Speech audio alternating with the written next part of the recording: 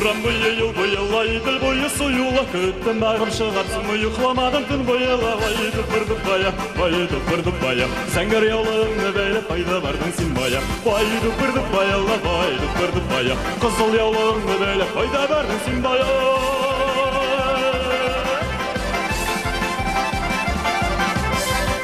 Kenir kağızda yaktı yanal kağızda Urağızdan işelenip adı kenir kağızda Vay dıpırdıp baya, vay dıpırdıp baya Sen gör yağlığını böyle fayda vermesin baya Vay dıpırdıp baya, vay dıpırdıp baya Yeşil yağlığını böyle fayda vermesin baya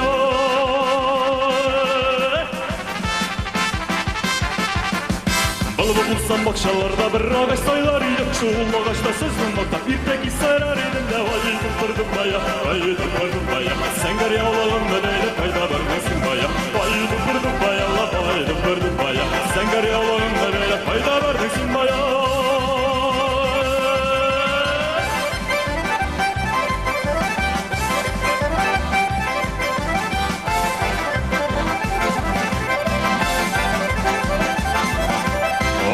Boşasında kırıp almağa üründüm Yanına yürek yalgılanıp tütünü göründüm Hele vay dıpırdıp baya, vay dıpırdıp baya Sen gör yağlığımda böyle fayda vermesin baya Vay dıpırdıp baya, vay dıpırdıp baya Kızıl yağlığımda böyle fayda vermesin baya Kullarıma şeşek şidim oğlu güllüsün gene İsterimde gelsin gene yırken bilmişsin gene Vay dıpırdıp baya, vay dıpırdıp baya Sen gör yağlığımda böyle fayda vermesin baya Vay dıpırdıp baya, vay dıpırdıp baya Sen gör yağlığını böyle fayda verdin sin baya